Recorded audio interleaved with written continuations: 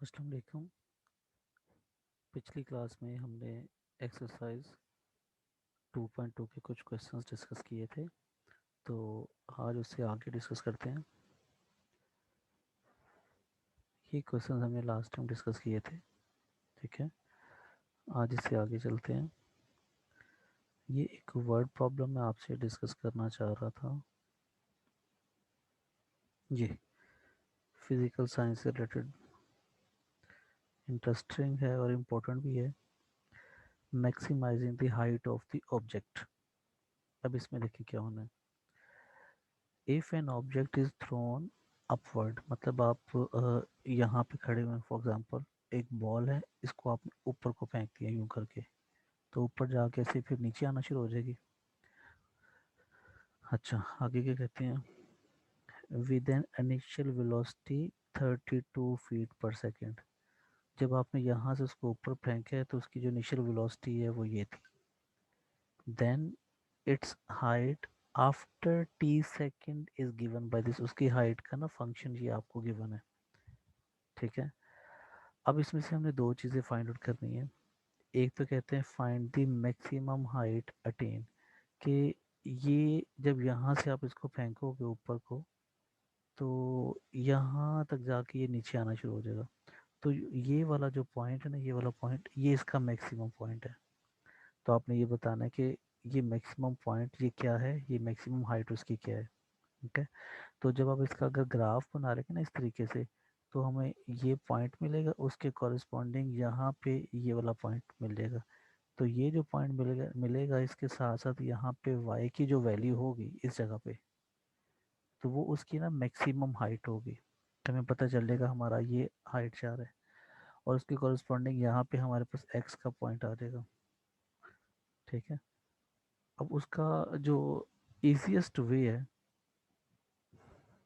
क्योंकि अभी आपने उसकी कोर मैथमेटिक्स नहीं पढ़ा हो, वैसे तो ये ना डेरिवेटिव से इजीली सॉल्व हो जाएगा, लेकिन क्योंकि अभी आपने डेरिवेटिव नहीं पढ़ा तो आप आसानी से क्या करेंगे, आप इसका ग्राफ बना देंगे। ग्राफ बनाने के लिए आप छोटा सा एक टेबल बनाएंगे, यहाँ पे टी लिखेंगे और यहाँ पे h of t equals to 32 t minus 16 t square. और यहाँ पे ना आप टी की डिफरेंट वैल्यूज ले लेंगे। Let's suppose 0 -1 -2 -3।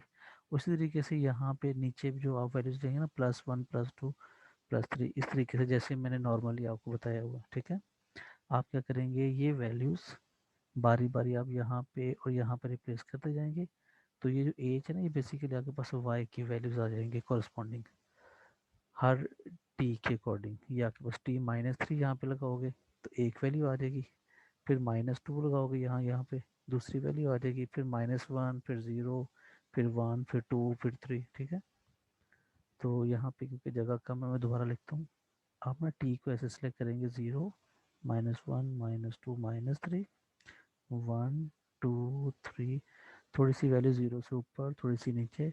और यहाँ पे जो एच ऑफ टी है, ये बेसिकली जो हमारे पास ना ये वाई की वैल्यूज आ जाती हैं। तो यहाँ पे जो आपका फंक्शन गिवन है 32t माइनस 16t², तो इसमें आप टी की वैल्यूज लगाते जाएंगे, आपके पास कॉरस्पॉन्डिंग ये सारी वैल्यूज आ जाएंगी और उसको आपने ग्राफ में प्लॉट कर देना है। एक चीज़ का ख्याल रखना है, यहाँ पे ये t² है, जब भी स्केयर वाली वैल्यू होती है उसका ग्राफ जो है ना वो कर्व पाथ होता है, ठीक है। जैसे यहाँ पे ये गिवन है, इस टाइप का कोई ना कोई ग्राफ होगा, हो सकता है वो नीचे को बना हो, इधर को हो या इधर को, ठीक है। तो कुछ भी हो सकता है लेकिन वो कर्व होगा, स्ट्रेट लाइन होगा। जो आपके पास x⁻1 आ जाती है लीनियर इक्वेशन होती है, उसका ग्राफ आपके पास ना स्ट्रेट लाइन होता है। अच्छा, जब आप ग्राफ बना लेंगे ना, तो ग्राफ बनाने के बाद फर्ज करें वो ग्राफ उसका बनता है, वो कोई यूं करके बन जाता है, तो उसका ये जो मैक्सिमम पॉइंट होगा ये वाला, ये उसकी मैक्सिमम हाइट होगी। आप क्या करोगे, इस हाइट को ऐसे आगे बढ़ाओगे तो वाई एक्सिस पे जिस पॉइंट को वो कट करेगा ना, तो वो आपने बता देना है कि ये इसका मैक्सिमम पॉइंट है, ये इसकी हाइट है मैक्सिमम, ठीक है। अच्छा जी, आगे ये कहते हैं find the number of the seconds it takes the object to hit the ground. ये बड़ा इंटरेस्टिंग सा है। इसमें देखें हमें फंक्शन गिवन है हाइट का। जब वो जो भी ऑब्जेक्ट है वो ऐसे ऊपर जा रहा है, उसके बाद वो जब नीचे आएगा तो यहाँ पे ज़मीन को टकरा जाता है। जब वो स्ट्राइक करेगा with the ground with the earth, what will happen, उसका जो हाइट है वो ज़ीरो हो जाएगा। यहाँ पे ऊपर जा रहा था, हाइट इंक्रीज हो रहा था, जैसे जैसे वो नीचे आना शुरू हुआ उसकी हाइट कम होना शुरू हुई। जब वो बिल्कुल ग्राउंड से टकरा गया तो उसकी हाइट आ गई ज़ीरो। तो इसका मतलब है व्हेन, आप एक छोटा स्टेटमेंट लिखना, when object hit the ground तो क्या होगा, हाइट जो है वो इक्वल टू ज़ीरो आ जाएगा। हाइट का मतलब है एच ऑफ टी जो है ये बेसिकली ज़ीरो हो जाएगा। आपने क्या करना है, यहाँ पे एच ऑफ टी का जो फंक्शन हमें गिवन है, जो फॉर्मूला गिवन है, उसको हम यहाँ पे रिप्लेस करेंगे और रिप्लेस करने के बाद ज़ीरो के ऊपर रख के उसको सिंप्लीफाई कर लेंगे। वहाँ से हमारे पास ना टी की वैल्यू आ जाएगी। थोड़ा सा मैं आपको गाइड करता हूँ। जैसे ये है ना, जब आप लिखोगे h of t equal to zero, तो यहाँ पे आपने एच ऑफ टी की ये वैल्यू लगा देनी 32t minus 16t² equal to zero. तो यहाँ से आप क्या करेंगे, 16t कॉमन ले लेंगे तो आपके पास यहाँ पे रह जाएगा 2 माइनस 16, सॉरी 16 ही आएगा ये, यहाँ पे t आ जाएगा इक्वल टू ज़ीरो। तो आप जब इसको ज़ीरो के इक्वल रखोगे तो एक t की वैल्यू यहाँ से आ जाएगी, और इसको ज़ीरो के इक्वल रखोगे तो एक t की वैल्यू यहाँ से आ जाएगी। जैसे कि आपने ज़ीरो रखा इसको 16t को, इसको जब हम ज़ीरो रखेंगे तो t की वैल्यू आ जाएगी ज़ीरो।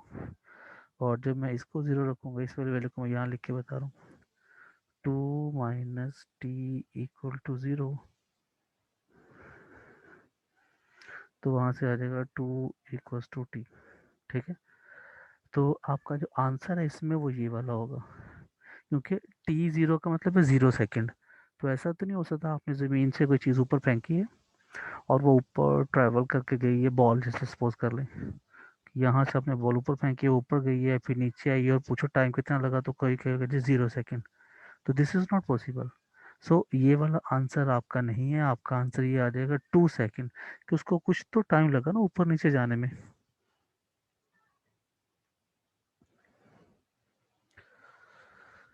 तो इसका आंसर इस तरीके से 2 आ जाएगा। बाकी जब आप ग्राफ बनाएंगे तो उसकी मैक्सिमम वैल्यू है, वहाँ से आपको पता चल जाएगी।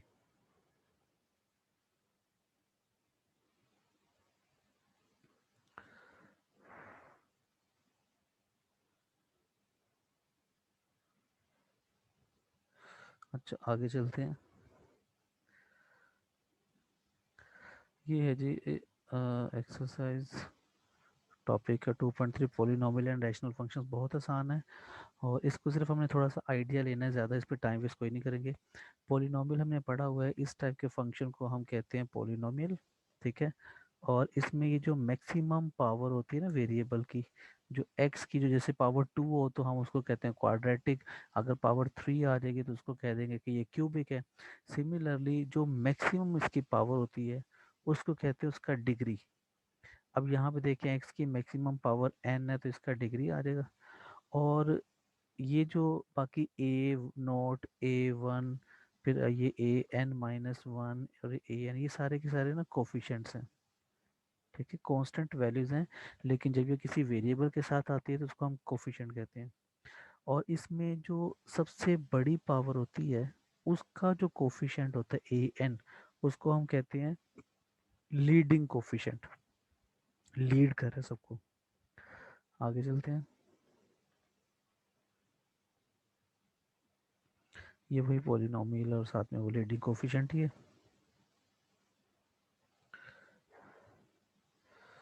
अच्छा यहाँ पे देखें ज़रा, ये इन्होंने ग्राफ बनाया हुआ है, फंक्शन ले लिया x पावर 3। ठीक है, और ये x की कुछ वैल्यू सपोज करिए 0 -1 -2 1 2, उसके करस्पॉन्डिंग यहाँ पे बारी बारी जब 0 ये वैल्यूज पुट करेंगे x की, आपके पास ये एफ ऑफ एक्स जिसको कि हम y कहते होते हैं ये वैल्यूज आ गई। तो आपने क्या किया, ये देखें ज़रा ब्लू में ये ग्राफ प्लॉट कर दी, जो ब्लू वाला ग्राफ है वो x⁻³ का ग्राफ है, ठीक है। और इसके बाद आपने यहाँ पे देखें x⁻5 लिया और उसका रेड में ये ग्राफ प्लॉट कर दिया, ठीक है। तो थोड़ा सा चेंज आया ग्राफ में। तो यहाँ पे इस किस्म के फंक्शंस को जिसमें x की कोई पावर लिखी हो, तो यहाँ पे देखिए उसको such function is known as power function, जैसे ये लिखा हो ना x की पावर n, तो इसको कहते हैं पावर फंक्शन। और ग्राफ बनाना वैसे आपने पहले भी सीखा हुआ है, तो ये दोबारा एक छोटी सी एग्जांपल आ गई है, आपको एक दफ़ा फिर आइडिया हो गया how to prepare a graph.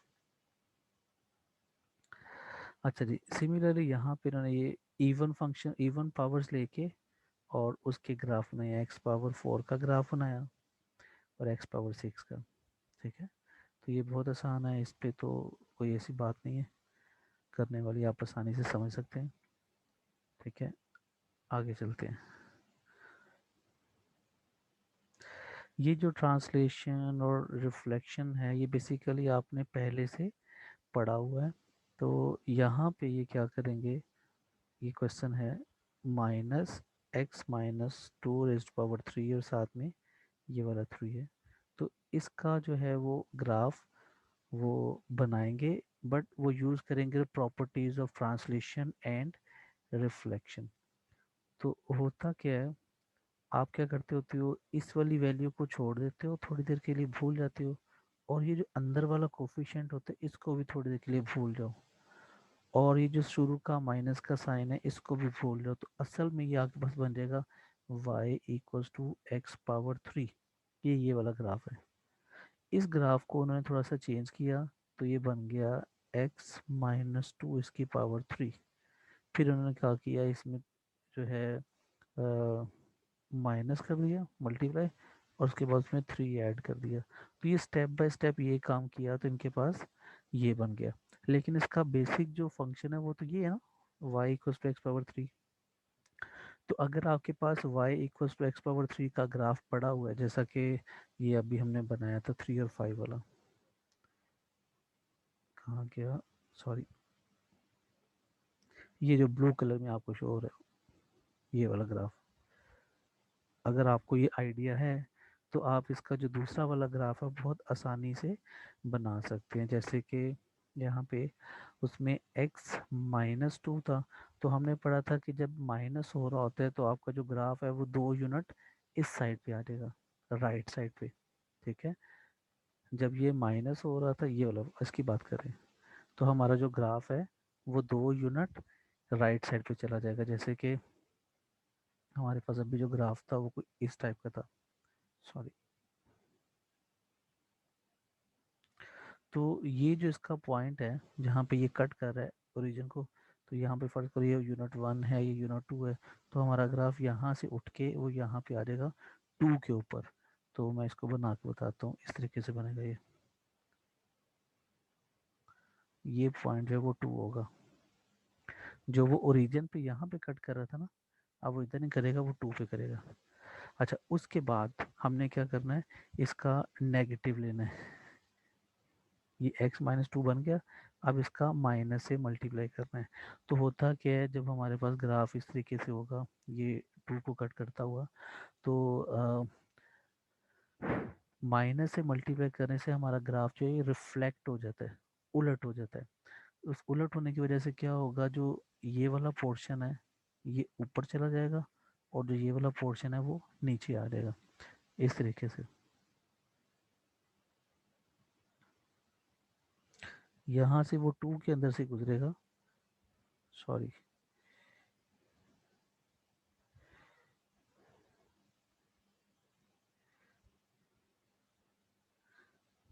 अब ये जब आप इसको यहाँ से करेंगे ना, तो इस तरीके से जो ये वाला पोर्शन था वो ऐसे करके हो जाएगा, उलट जाएगा। और थोड़ा सा इसमें जो चेंज आएगा वो ये ज़रा देखना पड़ेगा कि वो फिर 2 में से गुजरता है या नहीं गुजरता, ये थोड़ा सा उसको देखना पड़ेगा। बट उसकी शेप जो है, आप जनरल शेप देखें तो थोड़ी सी चेंज हो जाएगी। अच्छा, उसके बाद आपने क्या करना है, उसमें ना 3 यूनिट ऐड करने हैं माइनस वाले ग्राफ में। अब ये आपका -2 वाला यूनिट था और ये हमारा ग्राफ था। इसमें जब आप 3 ऐड करेंगे तो 3 ऐड करने से हमारा जो ये वाला पॉइंट है, पूरा का पूरा ग्राफ 3 यूनिट ऊपर चला जाएगा। तो आप फर्क कर रहे हैं, ये 1 यूनिट है, ये दूसरा यूनिट है, तीसरा यूनिट है। तो हमारा यही ग्राफ वो यहाँ से ऐसे करके बन जाएगा।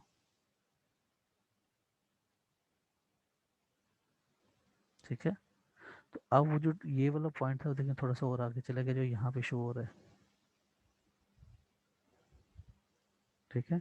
तो अगर हमें जनरल शेप पता है तो हम ये ट्रांसलेशन और रिफ्लेक्शन की प्रॉपर्टीज़ को यूज़ करते हुए इसको आसानी से बना सकते हैं। और फ़र्ज़ कर लें अगर आपको एग्ज़ाम में ऐसा कोई सवाल आ जाता है जिसमें आपने ट्रांसलेशन और रिफ्लेक्शन यूज़ करनी है, लेकिन आपको उस वक्त भूल गया है, तो फिर आप क्या करेंगे? तो उसका एक कह लें आसान तरीका ये, आप जल्दी से टेबल बनाएं, उसका ग्राफ बना दें। जैसे इसका डायरेक्टली टेबल बना दें और उसका ग्राफ बना दें। तो ना करने से बहुत बेहतर है, कोई एक आध नंबर 2 नंबर तो मिल ही जाएंगे। ठीक है। कोशिश करनी है कि जो डिमांड, जैसे डिमांड ये है ट्रांसलेशन और रिफ्लेक्शन यूज़ करते हुए, तो आपने वही यूज़ करनी है। लेकिन अगर आपको भूल गया है तो छोड़ने से बेहतर है आप टेबल बनाएं और टेबल के थ्रू उसको सॉल्व कर दें। ठीक है। अच्छा जी, यहाँ पे हमारे पास जो होती है अ, जिसकी पावर 3 होती है, उसको हम बोलते हैं क्यूबिक पॉलिनोमियल। और उसके बाद जहाँ पे डिग्री 4 आ जाती है उसको बोलते हैं क्वार्टिक पॉलिनोमियल। ठीक है, ये ऊपर जो हमने यूज़ किए हैं उनके बारे में बात करें। चलिए आगे चलते हैं। यहाँ पे है ग्राफिंग अ पॉलिनोमियल। तो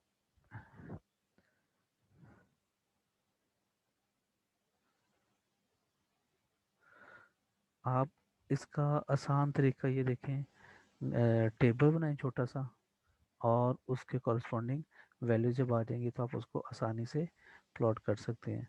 लेकिन अगर आप जैसे प्रॉपर्टीज़ को यूज़ करेंगे तो वो थोड़ा सा इस कंडीशन में मुश्किल हो जाएगा। आप वो वाला माइंड में रखें। अगर तो क्वेश्चन बहुत आसान से, जैसे यहाँ पे देखें ये था, तो ये आसानी से हो सकता था। लेकिन अगर आप इसमें इसकी पॉलिनोमियल देखें, थोड़ी सी ना कॉम्प्लिकेट सी है।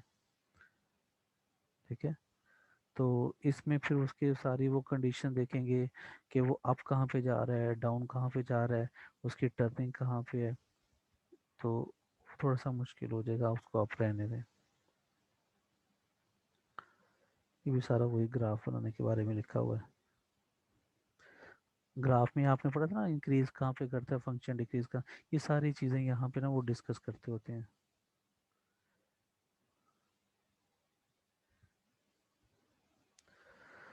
अच्छा, अ,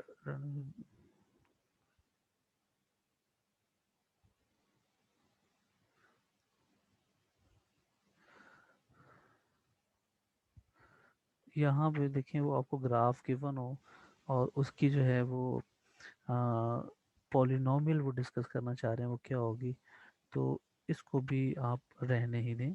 ये कोई इतना डिस्कस करने की इसको ज़रूरत नहीं है। ठीक है। और यहाँ पे एक एग्जांपल थी ख़ास तौर पर, ये इसको मैं डिस्कस करना चाह रहा था, ये पेपर पॉइंट ऑफ व्यू से बहुत इंपॉर्टेंट है। ये रैशनल फंक्शन। रैशनल फंक्शन आपके पास ना इस टाइप का होता है, फ्रैक्शन में जो होता है ना, तो उसको हम कहते हैं रैशनल फंक्शन। और इसकी एक कंडीशन क्या होती है, जो डिनोमिनेटर है that should not equal to zero, because if the denominator is zero the whole function becomes infinity. किसी भी लाइक एलिमेंट के नीचे अगर ज़ीरो आ जाए तो ये इन्फिनिटी हो जाता है। इन्फिनिटी मतलब हमारे पास उसका कोई आंसर ही नहीं है। तो ये रैशनल पॉलिनोमियल की कंडीशन होती है।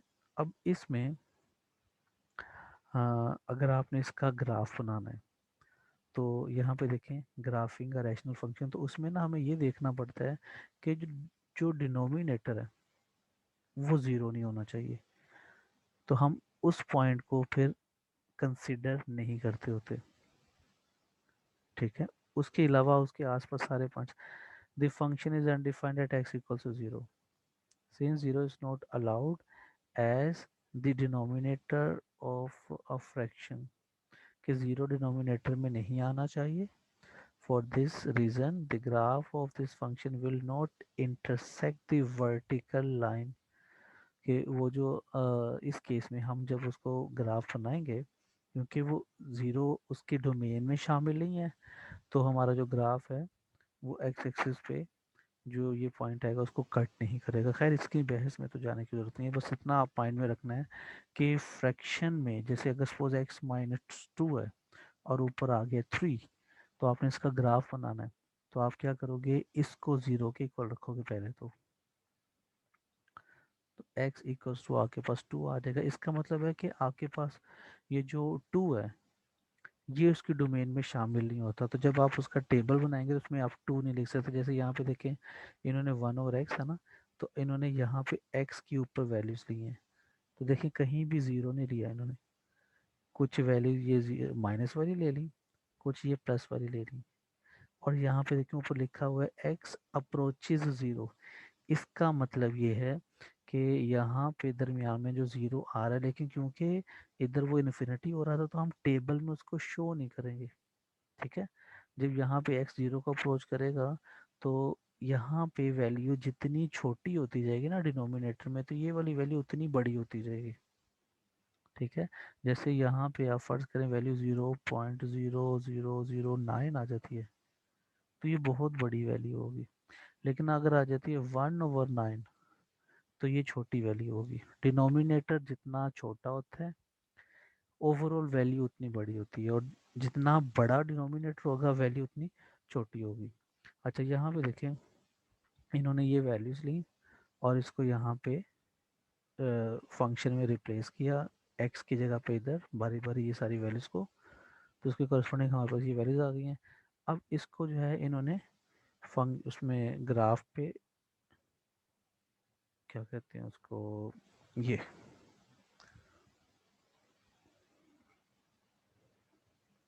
देखें ज़रा, माइनस वाली वैल्यू को लिए तो यहाँ से शुरू करते करते ना तो ये नीचे को आ गए।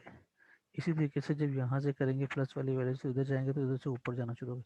अब इसका क्या मतलब है, यहाँ पे देखें, जब ये -0.5 था, मतलब इस यहाँ पे करके के था, तो वैल्यू थी -0.5 पे -2। फिर उससे जब आप थोड़ा सा और इधर आ गए इस जगह पे, तो -2 आया, उस पर पॉइंट -5 आ गया, मतलब थोड़ा सा और नीचे आ गए यहाँ पे। फिर जैसे जैसे देखेंगे आप इधर को आते जा रहे हैं, ज़ीरो की तरफ आ रहे हैं, ये यहाँ पे ज़ीरो है, तो आपकी वैल्यू ना नेगेटिव में इंक्रीज होती जा रही है। इसीलिए हमारा जो ये ग्राफ है, वो ग्राफ यहाँ से जब शुरू हुआ ना, तो वो नीचे को ऐसे इंक्रीज होना शुरू हो गया, और जब वो बिल्कुल ज़ीरो पे आएगा तो 1/0 तो इन्फिनिटी होता है ना, इसीलिए यहाँ पे आते आते तो ये नीचे को इस वाई एक्सिस के साथ साथ ऐसे इन्फिनिटी की तरफ उसने ट्रेवल करना शुरू कर दिया। इसी तरीके से यहाँ पे देखें ज़रा, जब ये आपने 0.01 लगाया तो आपके पास वैल्यू 100 आई। अब यहाँ पे ऊपर करके कि 100 होगा, और जैसे जैसे आप आगे चलते जा रहे हैं वैल्यू कम होती जा रही है। इसीलिए हमारा जो ग्राफ है वो यहाँ से ऐसे ना नीचे आना शुरू हो गया, और नीचे आते आते आते ऐसे एक्स एक्सिस के साथ साथ चलना शुरू हो जाएगा। तो इस तरीके से इसका आप ग्राफ प्लॉट कर सकते हैं। ठीक है, रैशनल फंक्शन का ग्राफ इस तरीके से प्लॉट होगा। अच्छा, ये एक इम्पोर्टेंट सी डेफिनेशन है, इसका कहीं जगह पे इस्तेमाल आ जाता है, एसिम्प्टोट। ये जो भी हमने ग्राफ बनाया था ना, जैसे ये वाला, तो इसमें हमारा जो ग्राफ है वो ये वाला है, और ये जो लाइन ग्राफ के साथ साथ ऊपर को जा रही है इसको हम कहते हैं एसिम्प्टोट। जहाँ पे जैसे ये एक्स एक्सिस है, तो एक्स एक्सिस ग्राफ के साथ साथ ट्रेवल कर रहा है, इधर से वाई एक्सिस उसके साथ साथ ट्रेवल कर रहा है। तो ऐसी लाइन जो ग्राफ के साथ साथ ट्रेवल करे लेकिन ग्राफ को टच ना करे, तो उसको हम कहते हैं एसिम्प्टोट। फर्ज करो हमारे पास ना ग्राफ ये है, तो अगर कोई लाइन यहाँ पे ऐसे करके बनी हुई है और ग्राफ भी ऐसे ऊपर को जाता जा रहा है, तो ये हमारा ग्राफ जी है, और ये हमारे पास है लाइन। तो इस लाइन को हम बोलेंगे कि ये एसिम्प्टोट है।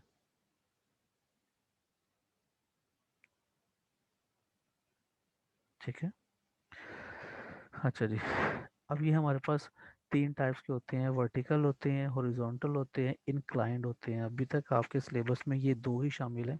अगर आगे कोई आ गया तो फिर हम उसको उस वक्त पढ़ लेंगे, लेकिन अभी तक ये सिर्फ दो ही शामिल हैं। जो वर्टिकल है, मतलब कह लो कि ग्राफ आपने यू बनाया है और यहाँ पे इस तरीके से कोई लाइन, स्ट्रेट लाइन आ गई है वर्टिकल, तो इसको बोलेंगे वर्टिकल हो एसिम्प्टोट। और इसी तरीके से अगर इस तरीके से कोई लाइन आ गई है पैरेलल टू एक्स एक्सिस, को हम कहते हैं कि ये हॉरिजॉन्टल एसिम्प्टोट है। अब इसको फाइंड कैसे करना है वो देखें ज़रा, बहुत आसान है। हाँ, ग्राफिंग अ रैशनल फंक्शन, ये आपको फंक्शन गिवन है। इस फंक्शन में देखें, अगर यहाँ पे x की जगह पे -1 आ जाए तो वो ज़ीरो हो जाएगा। अगर आपको यहाँ से समझ ना आए तो आप इसको ऐसे भी कर सकते हैं, x+1 = 0। इसको सिंप्लीफाई करेंगे तो -1 आ जाएगा। तो हमें यहाँ से पता चल गया कि जब x की वैल्यू -1 होगी तो डिनोमिनेटर ज़ीरो हो जाएगा, और जब डिनोमिनेटर ज़ीरो हो जाए तो वो इन्फिनिटी हो जाता है। जिस पॉइंट पे इन्फिनिटी हो रहा हो हम उसको डोमेन में शामिल नहीं करते, और जो पॉइंट डोमेन में शामिल नहीं होता, जब आप टेबल बनाते हैं तो उसको फिर वहाँ पे भी शामिल नहीं करते। ठीक है, टेबल जब आप बनाते हैं तो उसमें सिर्फ डोमेन के पॉइंट शामिल होते हैं, उनको इस्तेमाल करते हैं तो रेंज आ जाती है। अच्छा, यहाँ पे इन्होंने क्या किया है, ऊपर वाली वैल्यू को भी फैक्टराइज किया, तो फैक्टराइज करने के बाद देखिए ये इसके फैक्टर बन गए, और यहाँ से x+1 कैंसिल हो गया, x+2 आ गया। अब यहाँ पे देखिए इन्होंने ये लिखा हुआ है x is not equal to -1। ये क्यों लिखा है, क्योंकि यहाँ पे x इक्वल टू जो -1 आ रहा था तो ये इन्फिनिटी हो रहा था, यही लिखा हुआ, value x equal to -1 make the denominator 0। इस वजह से यहाँ पे कंडीशन लगा दी, ये नहीं होना चाहिए। अच्छा, अब यहाँ पे इस फंक्शन का ग्राफ बनाने से बेहतर है इसको सिंप्लीफाइड फॉर्म जो आ गई ना x+2, सिर्फ इसका ग्राफ बना लिया हम। तो इसका ग्राफ देखें, ये बना हुआ स्ट्रेट लाइन। इस स्ट्रेट लाइन में एक ख़ास बात ये है कि यहाँ पे जो पॉइंट था हमारे पास -1, वो ये पॉइंट बनता है -1। तो -1 के ऊपर देखें इन्होंने ये गोल सर्कल बनाया हुआ है, और ये गोल सर्कल खाली है, फिल्ड नहीं है। खाली क्यों है, क्योंकि -1 जो था वो शामिल नहीं था उसकी डोमेन में। अगर वो शामिल होता तो फिर उसका ये जो सर्कल है ना, ये और यहाँ पे ऐसे करके फील्ड होता। क्योंकि वो शामिल नहीं है इसीलिए यहाँ पे फील्ड नहीं किया, उसको खाली है। ठीक है, तो इस तरीके से जो पॉइंट डोमेन में शामिल नहीं होता, मतलब यहाँ पे एक्स एक्सिस पे ये जो पॉइंट था -1, ये क्योंकि डोमेन में शामिल नहीं था, वो यहाँ पे भी लिखा हुआ है। तो इसके कॉरेस्पॉन्डिंग ग्राफ के ऊपर जो पॉइंट होगा हम उसको खाली सर्कल लगा देंगे, तो ये इसका बन गया ग्राफ। अब ग्राफ बनाने के बाद इसका बी पार्ट डिस्कस करते हैं।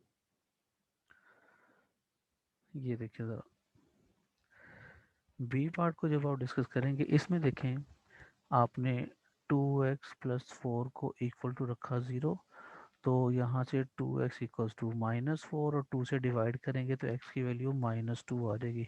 इसका मतलब है -2 पे ये 0 आ रहा है। तो यहाँ पे ना ये लिखा हुआ the value x equals to -2 make the denominator 0। तो -2 पे ये आ रहा है 0, इसका मतलब है -2 आप इसकी डोमेन में शामिल नहीं करेंगे। अच्छा, उसके अलावा अब इसके जो न्यूमरेटर है ऊपर वाला, जो ये 0 नहीं हो रहा, जो हमारी प्रीवियस एग्जांपल थी उसमें न्यूमरेटर भी 0 हो गया था। यहाँ पे देखिएगा, अगर ऊपर मैं यहाँ पे -1 इस वाली जगह पे लगा दूँ तो ऊपर भी 0 आ जाता है, नीचे भी 0 आ जाता है। इस वजह से इन्होंने यहाँ पे खाली सर्कल लगाया। अब अगर ऐसा होता है कि खाली नीचे 0 आता है डिनोमिनेटर में, तो उस केस में आप जब उसका ग्राफ बनाते हो तो आप देखते हो x इक्वल्स टू -2 है, तो आपने ये जो पॉइंट था ना -2, उसके ऊपर देखिए आपने ये लाइन लगा दी, स्ट्रेट लाइन ऊपर से ये नीचे तक। ठीक है, और उसके बाद आपने बिल्कुल जैसे वो ग्राफ प्लॉट करते होते हैं, छोटा सा टेबल बना लें, कुछ वैल्यूज़ नेगेटिव लें, कुछ पॉजिटिव लें, तो आपका ग्राफ बनेगा। तो यहाँ पे देखिए इस टाइप का ग्राफ बनेगा। ठीक है, तो इसमें हमारे पास ये जो पॉइंट था ना, x इक्वल्स टू -2, तो देखिए हमारा ग्राफ उसके साथ साथ ट्रेवल करा ऊपर भी और नीचे भी। तो इस केस में x इक्वल्स टू -2, ये जो पूरी लाइन है, इसको हम कह देंगे कि ये हॉरिजॉन्ट सॉरी ये वर्टिकल एसिम्प्टोट है, क्योंकि ये पैरेलल टू वाई एक्सिस है। अच्छा, ये हो गया एक एसिम्प्टोट। जो दूसरा है वो फाइंड करने के लिए ये क्या करेंगे, यहाँ पे देखें जो हमारे पास इसका ये है ना फ्रैक्शन, उसमें 2 और 4 को छोड़ दें। 2 4 को जब आप छोड़ देंगे यहाँ से 3x रह जाएगा, यहाँ से 2x रह जाएगा, जैसे यहाँ पे रखा हुआ है। इधर से 2 को छोड़ दिया, इधर से 4 को छोड़ दिया, तो 3x और 2x, x कैंसिल होकर 3/2 आ गया। तो ये 3/2 किसकी वैल्यू आई है, ये y की वैल्यू आई है। तो ये क्या करेंगे यहाँ पे, ये देखें ये y की वैल्यू है 3/2। तो इसके ऊपर ये एक लाइन बन रही है, ये आपके पास आ गया इसका हॉरिजॉन्टल एसिम्प्टोट, क्योंकि हमारा ग्राफ इसके साथ साथ ट्रेवल कर रहा है।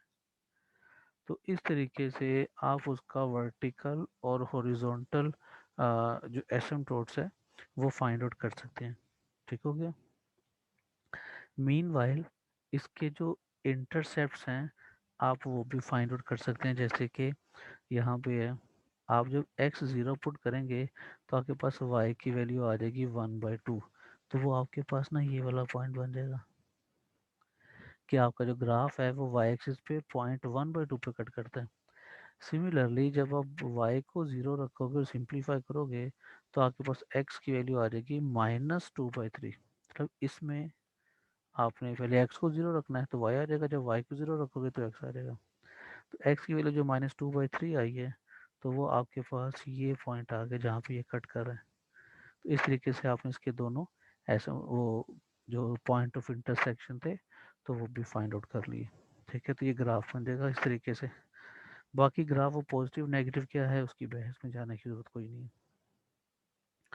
अच्छा, ये एक कॉस्ट बेनिफिट एनालिसिस, एक एग्जांपल आपको ये गिवन फंक्शन गिवन था, तो आपने क्या करना था इसमें, x हमारे पास क्या है देखिए ज़रा, y is the cost, cost in dollars of removing x% of certain pollutant. ये कोई हमारे पास चीज़ है, कोई केमिक, ये जो है ना आप कह लो कोई कंपाउंड है, कोई जगह है, वट एवर, उसमें जो पोल्यूशन के पोल्यूटेंट्स हैं उनको अगर x% रिमूव करते हैं, करना चाह रहे हैं आप, करवाना चाह रहे हैं, तो उसकी जो कॉस्ट है वो है y। अच्छा, अब आगे ये क्या कहते हैं, find the cost to remove the following amount of pollutants. आपने मतलब बेसिकली वाई मालूम करना है, तो उसके लिए कहते हैं 100% रिमूव करना हो पोल्यूटेंट तो कितने उसके चार्जेस होंगे, 95%, 90%, 85%।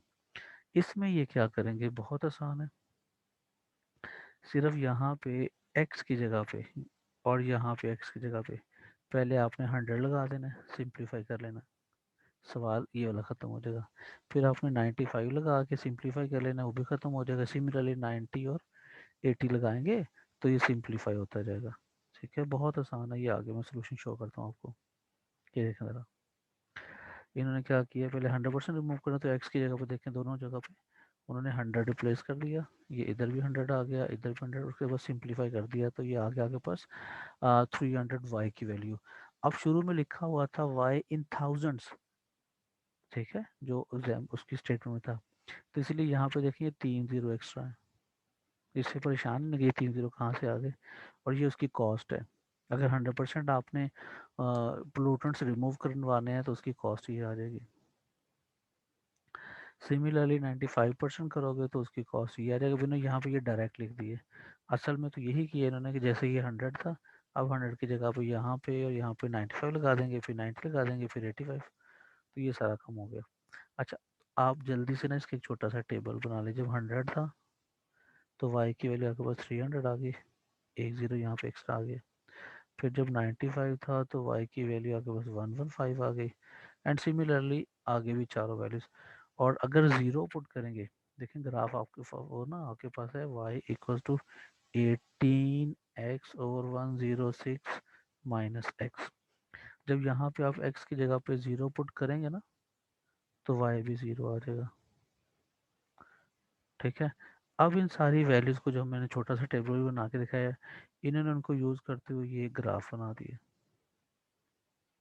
जब x ज़ीरो था तो y भी ज़ीरो, उसके बाद जब x 100 था, थोड़ा सा मैं ऊपर करता हूँ ग्राफ को, 1 मिनट। यहाँ पे देखें, जब ये 100 है तो यहाँ पे देखें ये 300 पे जाके कट किया इसने, ये 300 पे। जब वो 90 था तो यहाँ पे आ गया, 95 था इसके दरमियान में करके, तो ये यहाँ पे आ जाएगा। तो इस तरीके से जब ये इनके पास ये पॉइंट्स आ गए, इन सारे पॉइंट्स को यूं करके मिला के तो ये ग्राफ बनाते हैं बहुत आसान से। ठीक है जी, आगे चलते हैं। ये इसकी एक्सरसाइज है, इस पे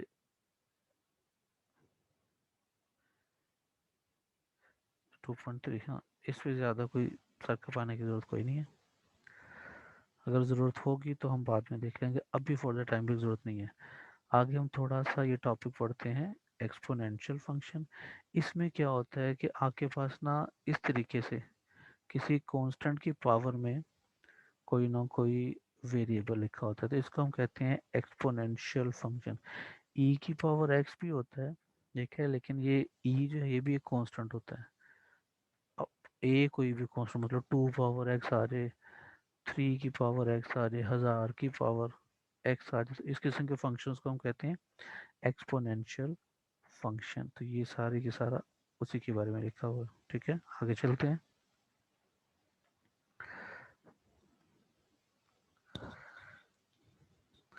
इसमें कहते हैं कि ए जो है एक तो ग्रेटर देन ज़ीरो, और वो नॉट इक्वल टू वन हो, क्योंकि अगर वन होगा तो वो तो सारा आपको जो मर्जी ले लो उसने वन ही आ जाना है। तो ये दो इसकी कंडीशन होती है कि ना वो ज़ीरो हो और ना ही वो वन हो। अब यहाँ पे देखिए इन्होंने 2 पावर एक्स का ये ग्राफ बनाया हुआ।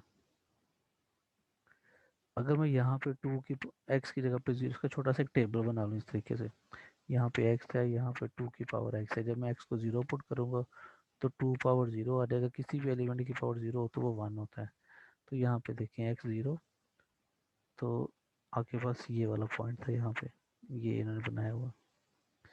सिमिलरली जब ये वन पुट करेंगे तो 2 पावर वन करेंगे वो 2 आ जाएगा, तो ये वन के ऊपर यहाँ पे देखें ये 2 के ऊपर ये कट कर रहा है इस जगह पे। सिमिलरली 2 का करेंगे तो वो 4 पे कट करेगा यहाँ पे, तो इस तरीके से ऊपर चलता जाएगा और नेगेटिव में ये इधर को चलना शुरू हो जाएगा। ठीक हो गया। तो इस तरीके से देखें इसका एक्सपोनेंशियल फंक्शन का ग्राफ बनेगा। बाकी सारी चीज़ें तो आपने पढ़ी हुई है कि ग्राफ बनना कैसे है, बहुत आसान है। अगर वो माइनस में आ जाता है तो इसका ग्राफ देखिए उन्होंने इस तरीके से बना दिया। ठीक है, छोटा सा टेबल बनाएंगे तो आसानी से आप ये ग्राफ बना सकते हैं। अच्छा जी, आगे क्या है ये, इसमें देखें वो दोबारा फिर उसको ना -2 पावर एक्स है, और यहाँ पे इस वाले ग्राफ में इसको थोड़ा सा छोटा करता हूँ, आपको अच्छे से क्लियर होगा। देखें ज़रा, दो ग्राफ हैं आपके पास, जो ये वाला है ये 2 पावर एक्स का ग्राफ है, और ये वाला 2 की पावर माइनस एक्स का ग्राफ है। तो देखिए होता क्या है, वो ना रिफ्लेक्शन हो जाता है, ये इधर को था और ये वाला देखें इधर को आ गया, लेकिन वो जो उसका वाई एक्सिस पे पॉइंट था ये वाला, और ये वाला ये देखें ये सेम वही पॉइंट है। ठीक है, कि वन में से गुजरा है, सिर्फ इसकी शक्ल यहाँ से इस साइड को आ रही थी, तो इसका जो ना उलट हो जाएगा, यहाँ से इस साइड को आ जाएगी। ठीक है, ये रिफ्लेक्शन हो जाता है, मिरर इफेक्ट आ जाता है जब एक्स जो है वो उसका साइन चेंज होगा। अब यहाँ पे जो ये वाला था, इसमें 2 पावर -2 पावर एक्स और साथ में ये 3 था। अच्छा, अब होगा क्या कि जब आप ओवरऑल माइनस कर देते हैं तो आपका जो ग्राफ ऊपर होता है वो ग्राफ ना नीचे को आ जाएगा, यहाँ से इसकी बजाय ये इधर को ऐसे नीचे आ जाएगा। ठीक है, जब आपका वो था ना, हाँ क्या कहते हैं उसको, ट्रांसफॉर्म हो जाता है और रिफ्लेक्शन आ जाता है नीचे, जब आप इस तरीके से नेगेटिव करते होते हैं। जैसे यहाँ पे देखिए -2 उसके पास सिर्फ एक्स नहीं है, ओवरऑल माइनस हो गया, ठीक है। और बाद में उसमें 3 ऐड कर देंगे। तो अभी देखते हैं ये देखें ज़रा, पहले तो ये नीचे आ जाएगा, और जो वहाँ पे था ना ऐसे करके गुजरा है, ऐसे था, अब वो ऐसे की बजाय जो है वो इधर को ऐसे आ जाएगा नीचे को। अच्छा, उसके बाद जब उसमें 3 ऐड करना है, तो 3 ऐड करने से क्या होगा, हमारा ग्राफ 3 यूनिट ऊपर चला जाएगा। तो ये जो ऊपर जा रहा है ना, ये 3 यूनिट, ये वो है 1 2 3। अच्छा, जब ऊपर जाएगा तो हमारे पास देखें कि यहाँ पे ये एक लाइन बन गई है और हमारा ग्राफ उसके पैरेलल ये चलना शुरू हो गया। ये यहाँ से आएगा,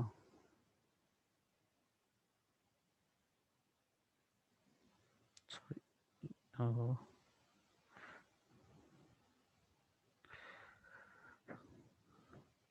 ये जो +3 था ना, तो इसकी वजह से ग्राफ हमारा जो है ना वो 3 यूनिट ऊपर चला जाएगा। तो ये हमारे पास 3 यूनिट ऊपर चला गया, -1 पे था, 0 1 और 2, तो ये 3 यूनिट ऊपर आके 2 में से वो गुजर के, तो ये यहाँ पे आ गया। अब इसके बाद इन्होंने उसके जो है ना रेड कलर में जो लाइन पकड़ी हुई है, ये इसमें उन्होंने क्या करना है कि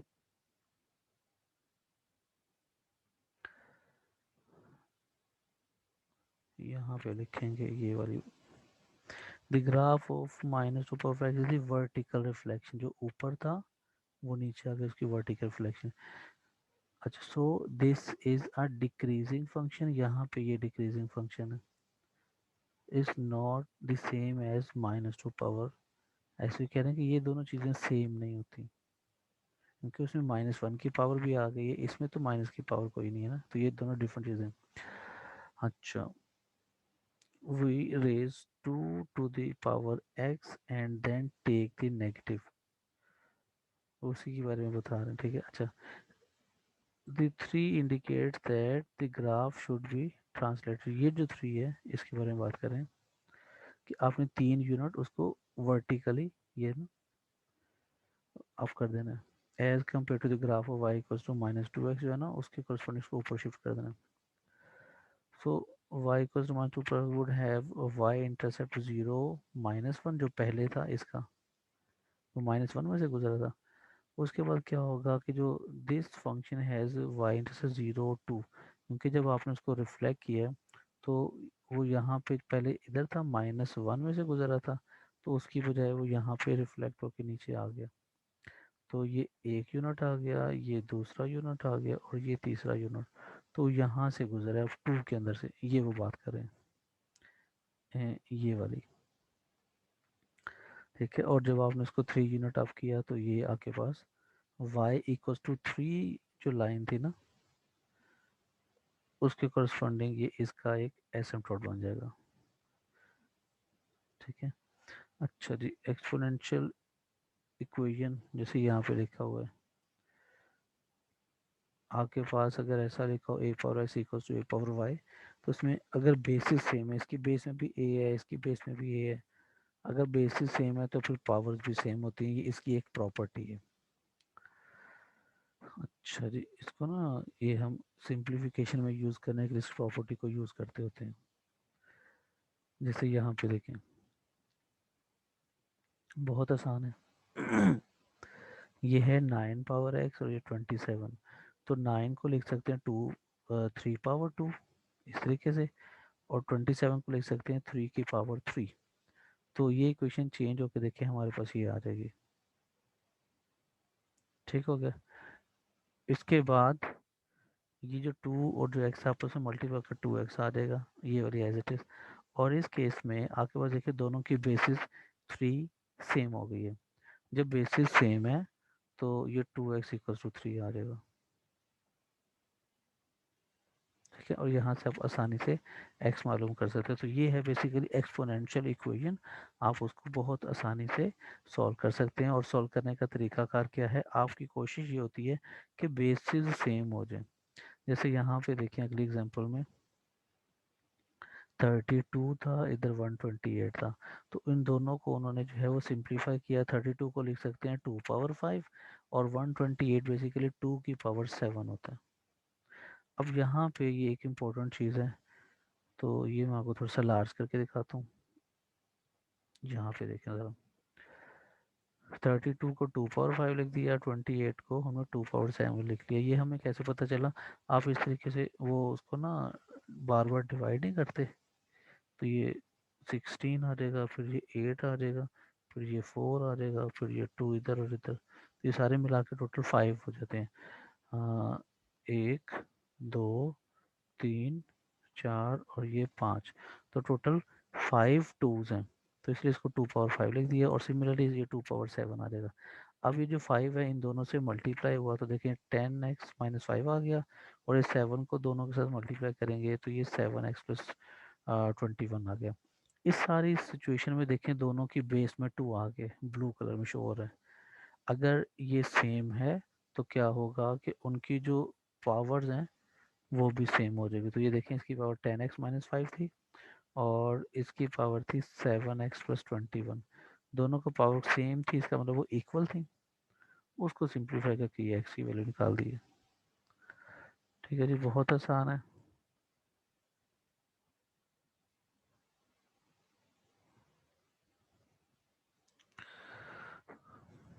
अच्छा जी, ये है हमारे पास कंपाउंड इंटरेस्ट। कंपाउंड इंटरेस्ट होता है कि जैसे कि आप कोई लोन लेते हैं, तो लोन में आप जो है एक अमाउंट आपने ली और उसके ऊपर ना आपने एक इंटरेस्ट दो पार्टीज ने आपस में डिसाइड कर लिया। ठीक है, और वो हमेशा सेम रहता है, फिक्स हो गया। कंपाउंड में क्या होता है कि इंटरेस्ट जो है ना वो चेंज होता रहता है। जैसे जैसे आप लोन वापस करते जाते हैं तो जो आपका इंटरेस्ट रेट है वो कम होता जाता है। लेकिन अगर आप नहीं कर रहे, आपकी इंस्टॉलमेंट्स जमा नहीं हो रही, तो इंटरेस्ट भी जो है ना वो फिर बढ़ना शुरू हो जाता है ना, क्योंकि आपके अमाउंट उधर ही पड़ी है, वो जमा ही नहीं हो रही। कम सिंपल इंटरेस्ट में क्या होता है, एक दफ़ा आपका फिक्स हो गया तो वो उतना ही रहता है, वो चेंज नहीं होता। The calculation of compound interest is an important application of the exponential function। ठीक है, एक्सपोनेंशियल फंक्शन में ये काफ़ी इंपॉर्टेंट होता है कंपाउंड इंटरेस्ट। अच्छा, the cost of boring money, आपने बोरो किए कहीं से मनी, और the return on an investment is called interest. आपने कहीं से पैसे लेके कोई इन्वेस्टमेंट की थी तो वहाँ से जो पैसे हैं उसको रिटर्न कर रहे हैं, तो वो इंटरेस्ट। द अमाउंट बोरोड और इन्वेस्टेड इज प्रिंसिपल, जो आपने ली किसी से, वो प्रिंसिपल अमाउंट जो लोन ली है। द रेट ऑफ इंटरेस्ट जो है पर ईयर होता है वैसे, वो आर आ गया। और उसके बाद जो टाइम है ना वो टी होता है कि कितने साल के लिए लिया है, कितने मंथ के लिए लिया है, तो इस तरीके से। अब इन तीनों चीज़ों को मिला के principal amount P, basic amount जिसको बोलते हैं, रेट ऑफ इंटरेस्ट आर, और साथ में टाइम टी, इनको मिला के हमारे पास ना एक इक्वेशन बनती है। जैसे यहाँ पे है सिंपल इंटरेस्ट, उसमें द प्रोडक्ट और the principal amount rate R and time T gives the simple interest P R T. With compound interest, interest is charged on interest as well as on principal। वो क्या होता है कि अगर आपने नहीं किया तो आपकी जो इंटरेस्ट है वो भी दोबारा आपकी प्रिंसिपल अमाउंट में शामिल हो जाता है, और उसके ऊपर फिर दोबारा से काउंट किया जाता है, तो प्रिंसिपल अमाउंट तो बढ़ जाती है ना, तो फिर उस पर जो है ना वो इंटरेस्ट कैलकुलेट किया जाता है दोबारा दोबारा। तो ये वो कह रहे हैं, with compound interest is charge on interest as well as on capital और प्रिंसिपल। तो जाके प्रिंसिपल अमाउंट होती है वो, प्लस उसमें इंटरेस्ट शामिल कर रहे हैं, फिर उनके ऊपर दोबारा फिर जो इंटरेस्ट लगेगा ना, इंटरेस्ट के ऊपर इंटरेस्ट, वो बात चल रही है। To find a formula for compound interest, first suppose that P dollars The principal is deposited at a rate of R per year. The interest earned during the first year is found using the formula for simple interest की जो पहले साल का interest है।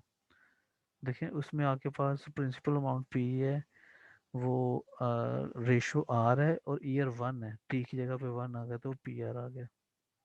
तो पहले साल जो है ना फाइन फर्स्ट ईयर इंटरेस्ट उसका इतना बन गया। अच्छा दूसरे साल वो क्या करेंगे, दूसरे साल में देखें आपके पास अमाउंट जो है वो बढ़ गई, आपकी प्रिंसिपल अमाउंट प्लस ये जो पहले साल का इंटरेस्ट है ये वाला। अब ये दोनों को जब जमा करेंगे ना तो ये आपकी प्रिंसिपल अमाउंट होगी। ये पहले प्रिंसिपल अमाउंट थी पी, अब प्रिंसिपल अमाउंट चेंज होकर P into one plus R हो गई है। अब जब दूसरे साल में इसका इंटरेस्ट कैलकुलेट होगा तो वो क्या करेंगे, इस इक्वेशन का इंटरेस्ट कैलकुलेट करेंगे। ये देखें ज़रा, इसका जो है P into one plus R ये वाला, इसका आर परसेंट लिया हुआ, वो पी आर वन किया दोबारा फिर, तो उसको सिंप्लीफाई करेंगे तो क्या होगा हमारे पास ना, ये एक मिनट,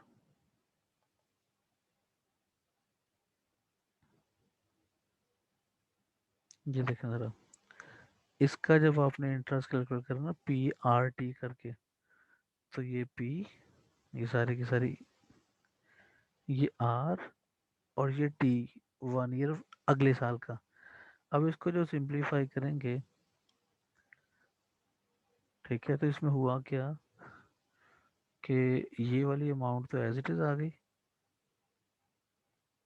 और इसके साथ आर आ गया। अब ज़रा गौर कीजिएगा, पहले प्रिंसिपल अमाउंट पी थी उसके साथ आर आया, फिर जब उसको जमा किया तो ये प्रिंसिपल अमाउंट होगी P into one plus R ये वाली, और ये प्रिंसिपल अमाउंट है और इसके ऊपर आर अप्लाई करना है, ये यहाँ पे किया हुआ है। और इसी तरीके से वो आगे बढ़ते जाएंगे। ये 2 सालों का हो गया, फर्स्ट ईयर का ये हो गया, सेकेंड ईयर का ये हो गया, और इसको देखिए उन्होंने ऐड किया पी कॉमन लेके, बाकियों को ने सिंप्लीफाई करके, ये 2 साल का उन्होंने इंटरेस्ट बना दिया। So the total amount on deposited at the end of second year is the sum of the amount from one and two, कि ये आपका पहले साल का अमाउंट है, क्योंकि आपकी प्रिंसिपल अमाउंट एक साल के एंड के बाद वो प्रिंसिपल अमाउंट प्लस ये जो आपका इंटरेस्ट था वो आ गया। फिर उसके बाद अगले साल प्रिंसिपल अमाउंट आपकी चेंज होके ये आ जाएगी, अब ये और इसके साथ आर होगा, तो ये इसको सिंप्लीफाई करेंगे तो P into one plus R square हो जाएगा। फिर आगे चलेंगे तीसरे साल तो P into one plus R power three हो जाएगा, एंड अप टू सो ये आगे चलता जाएगा। तो इस तरीके से जो है ना ये कंपाउंड इंटरेस्ट कैलकुलेट करते हैं कि हर दफ़ा बढ़ जाता है। अदरवाइज़ ये होना चाहिए कि आपने पहले साल जो अमाउंट जमा करवाई है, फॉर एग्जांपल अगर वो पी आर है तो दूसरे साल भी जो आज जमा करवाएंगे ना वो पी आर होगा, तीसरे साल जो जमा करवाएंगे वो भी पी आर होगा। ये होता है सिंपल इंटरेस्ट में। In case of compound interest आपका जो प्रिंसिपल अमाउंट पी था और उसके ऊपर एक साल बाद जो आपने इंटरेस्ट दिया वो पी आर आ गया। अब इसको दोनों को जमा कर लेंगे और फिर वो देखेंगे कि अब आपका इंटरेस्ट कितना बनता है, तो वो कंपाउंड इंटरेस्ट की फॉर्म में आ जाता है। ये सारी वही चीज़ एक्सप्लेन की हुई है। कंपाउंड इंटरेस्ट का फॉर्मूला थोड़ा सा डिफरेंस में पी आर और टी था, इसमें जो है वो थोड़ा सा डिफरेंट है, P into one plus r over m raise to power t m है। अच्छा अब इसको एक्सप्लेन कैसे करते हैं, if P dollar is invested at yearly rate of interest per year, हर साल आप जो है क्या कर रहे हैं, पी डॉलर्स इन्वेस्ट कर रहे हैं और रेट ऑफ इंटरेस्ट जो है ना वो आर है, compounded M times per year for t years, the compound amount is this। ठीक हो गया। तो इस तरीके से आप कंपाउंड अमाउंट फाइंड आउट कर सकते हैं। ये इंटरेस्ट नहीं है, ये बेसिकली अमाउंट है। दोबारा सुने, if P dollar is invested at yearly rate of interest R per year, compounded M times per year कि आपने साल में एम टाइम्स किया है 40 ईयर्स के 30 सालों के लिए हर साल एम टाइम्स कर रहे थे तो टी ईयर्स तक आप ऐसे एम टाइम्स कंपाउंड इंटरेस्ट देखते रहे हैं। तो इस सारों को मिलाते हुए उनका कंपाउंड इंटरेस्ट इस तरीके से कैसे कैलकुलेट होगा, compound amount principal into 1 + r/n divided by T M. ठीक है, तो इस तरीके से आप आसानी से इसको फाइंड, ये उसमें वही कंपाउंड इंटरेस्ट की एप्लीकेशन है। ठीक है,